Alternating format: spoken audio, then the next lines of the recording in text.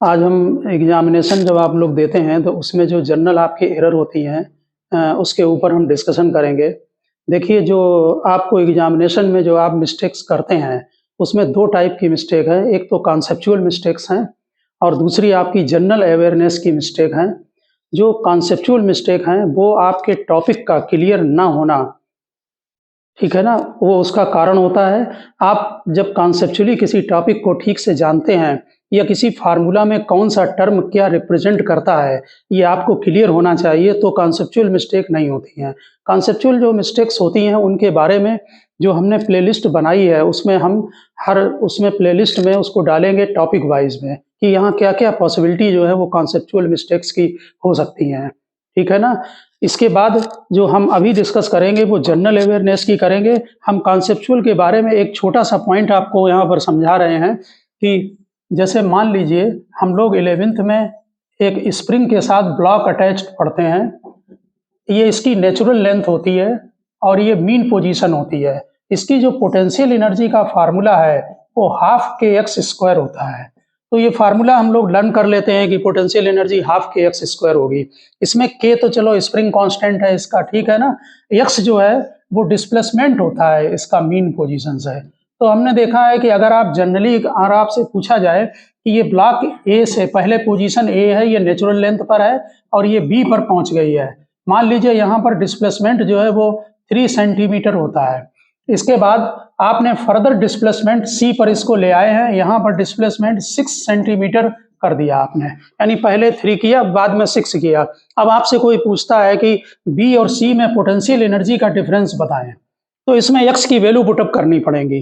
तो जरा ध्यान दें, जब ये बी पर है तो एक्स की वैल्यू यहाँ पर 3 होगी, जब सी पर है तो बहुत सारे स्टूडेंट इसमें वैल्यू को 6 उठाकर डाल देते हैं, जो कि 6 नहीं होगी। ये वैल्यू आपकी 6 + 3 9 होगी। उसके लिए कारण यह है कि x आपको क्लियर होना चाहिए कि x हमेशा नेचुरल लेंथ से इसकी होती है पोजीशन, कि नेचुरल लेंथ से ये कितना एक्सटेंडेड है और कितना कंप्रेस है। तो ये तो एक पैटर्न था हमने आपको समझाने के लिए। इस टाइप की फिजिक्स में बहुत सारे जो टॉपिक हैं उनमें मिस्टेक्स जो हैं हो जाती हैं टॉपिक्स में। तो अब हम आते हैं जनरल अवेयरनेस में। देखिए जो जनरल अवेयरनेस में मिस्टेक्स हैं उनके बहुत टाइप्स हैं। एक तो ये है कि जैसे कभी-कभी डेरिवेशन जब बोर्ड में आता है तो आप जो है वो डेरिवेशन जो पूछा गया है वो न लिखकर आप उसको दूसरा कर देते हैं। वो आपको ठीक से टॉपिक के क्लियर न होने की वजह से होता है, या आप क्वेश्चन को ठीक से पढ़ते नहीं हैं। कभी-कभी ये भी होता है कि क्वेश्चन के डिफरेंट पार्ट आते हैं तो उसमें से एक पार्ट आपने कर दिया, एक छोड़ दिया। ठीक है, तो जब भी आपको पेपर आता है क्वेश्चन पेपर, तो आप क्वेश्चन पेपर के एक-एक क्वेश्चन का जो वर्ड होता है, उसकी लैंग्वेज वो मायने रखती है। आप लैंग्वेज उसकी एक-एक वर्ड उसका पढ़ा करें कि वो क्या पूछ रहा है। ऐसा ही थ्योरी पढ़ते समय भी करते हैं। जो आपकी कॉन्सेप्चुअल मिस्टेक है वो इसीलिए होती है कि आप थ्योरी को ठीक से आप क्लियर नहीं पढ़ते नहीं हैं, ठीक से उसको क्लियर करके। ठीक है ना? तो एग्जामिनेशन में जब आप हैं तो वहाँ पर एक तो ये पॉइंट हो गया, आप क्वेश्चन को ठीक से पढ़ें पूरा डिटेल में और देख लें क्वेश्चन करने के बाद कि हमने उसके जो पार्ट उसमें पूछे गए हैं वो किए हैं या नहीं किए हैं। दूसरी बात है, कुछ न्यूमेरिकल की हमने देखा है कि पेपर में ऐसी मिस्टेक्स होती हैं कि जैसे हमने अभी देखा कि जैसे 2x + 3 = 0 है। अब इसमें x = आंसर लिख दिया -2/3। तो ये इस टाइप की जो मिस्टेक है, जैसे हमने देखा है कि कई बार 3 का स्क्वायर किया और 9 लिखने की बजाय भूल से 6 लिख गए। फिर आप उसको कई बार चेक करो तो तब भी नहीं वो पकड़ में आती है कि मिस्टेक हो रही है। इस टाइप की जो मिस्टेक है, इसमें दूर करने के लिए पहली बात ये कि आप किसी स्टेप को जंप नहीं करें, तो ये मिस्टेक आपकी कम होंगी। जैसे आपने ये इक्वेशन आ गई कहीं पर, तो आप इसके बाद 2x = -3 लिखकर और तब -3/2 को लिखें।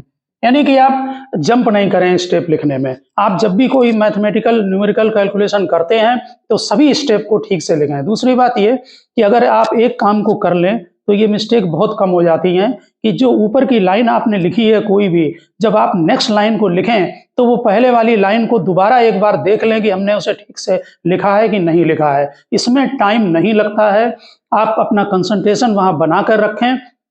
नेचुरल है कि ये जो मिस्टेक्स होती हैं, इनका जो नेचुरल कॉज है वो यही है कि आपका कंसंट्रेशन उस समय लूज हो जाता है।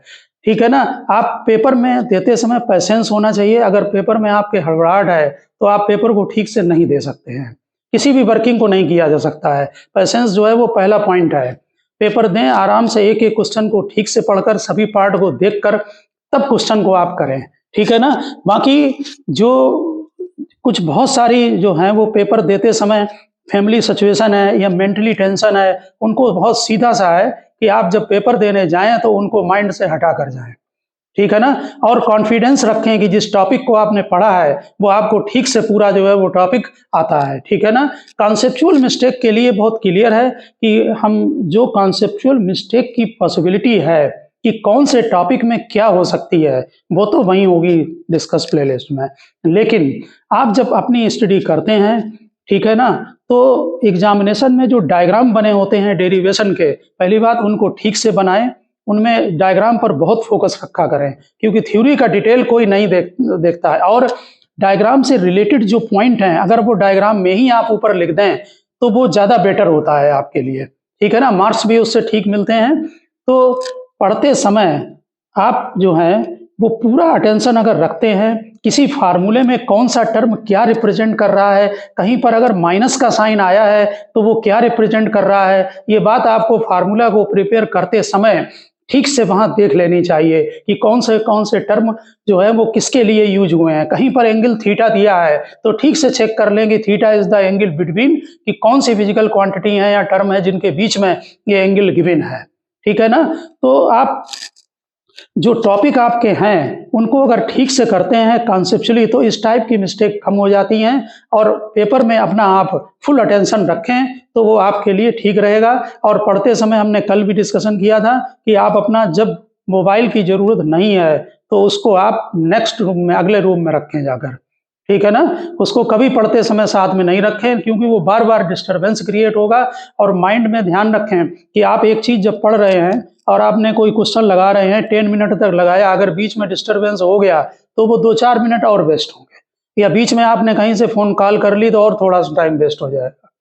तो इसलिए आप पेपर को देते समय आप पूरी प्रिपरेशन करते हैं, तब भी मार्क्स नहीं आते हैं। उसका कारण यही है कि आपका जनरल अवेयरनेस या वहाँ पर जो आप देखते हैं, उसमें कमी है। आप पेपर देते समय बहुत ही अलर्ट रहें, एक-एक पॉइंट को चेक करके और तब नेक्स्ट लाइन को लिखें। ठीक है ना? तो ओके, मिलते हैं नेक्स्ट लेक्चर में।